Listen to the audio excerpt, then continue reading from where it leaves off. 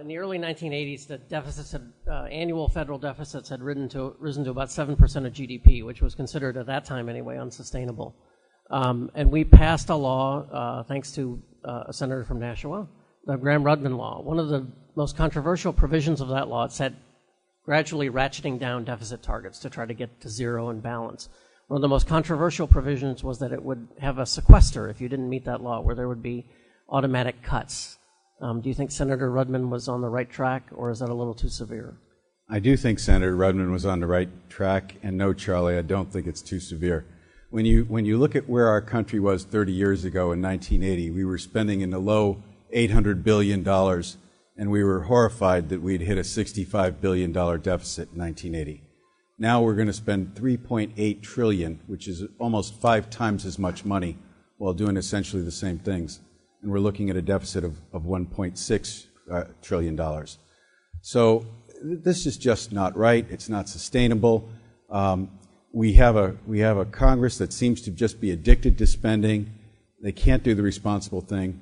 We need to have provisions for a balanced budget and also for automatic cuts when we go over. Incidentally, our debt, our balance sheet debt as a percentage of GNP is now approaching 100%, which is unbelievable. What's even worse, however, is that our off-balance sheet debt, our unfunded liabilities from Medicare, Medicaid, Social Security, Fannie Mae, Freddie Mac, is now over $100 trillion.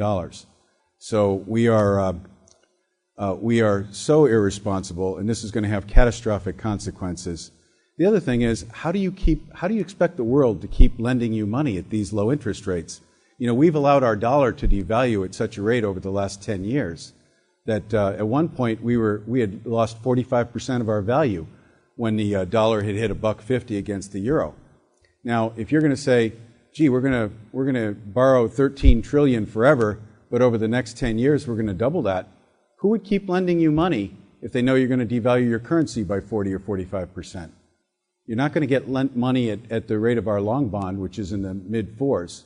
And so we have a situation which is not sustainable. If we don't bring discipline upon ourselves, it will eventually be imposed on us. And when that happens, we're not going to like the consequences.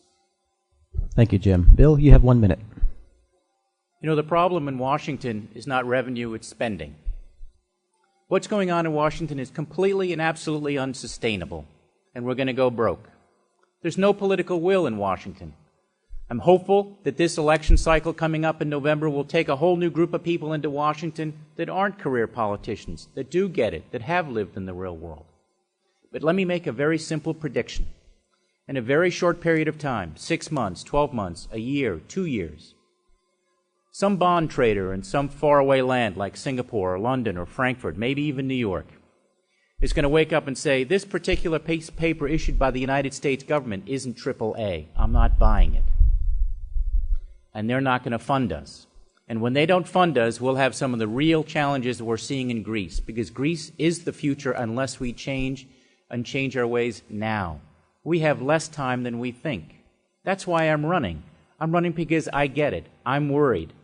It is unsustainable, and unless we do something different, and that is very simple, which is cutting our spending and showing that we can, in fact, turn this around, we will have a severe and significant problem, and soon. Thank you. Thank you, Bill. Kelly, you have 1 minute. I respect what Senator Rudman did, and I do not think that it was too drastic. But I think the fact that that bill had to be passed demonstrates a fundamental problem with Washington. The job of Congress and the United States Senate is actually to balance the budget and to make the hard decisions up front. And you shouldn't need a law to tell you that you have to do that. That should be something that should come from common sense. And I want, in my view, every day to wake up and figure out how we can cut spending, rein in the waste in Washington, and have a balanced budget. And if that means standing forward, making the hard decisions, I'm prepared to do that. And if any of you here think it's going to be easy, we all know it's not going to be easy. So don't vote for anyone who says this is going to be easy. Because I'm going to stand up and make the tough cuts that need to be made, even if it means only serving one term in the United States Senate. Because I want to be able to return to all of you and tell you that I did what I said I would do and be accountable to you. And that's been the fundamental problem in Washington, the fact that we need a law to tell everyone what we already know. You need a balanced budget. Thank you, Kelly. Ovid, you have 1 minute. Thank you, Chris. Thank you, Charlie, for the question. I think the reason that there's so many people here is that we all recognize that we are a nation in crisis and we want to do something about it. And the crisis is fiscal, among other things. We need to do what we can to put ourselves immediately on a track to solvency. But we need to focus on spending, and that's what the sequester provision looked at. I disagree with Senator Gregg when he introduced legislation recently in the last year where he wanted to have some sort of a study done about trying to come up to a balanced budget, but looking at spending tax increases along with spending. I think that's not the right approach. We'll have to look at spending cuts.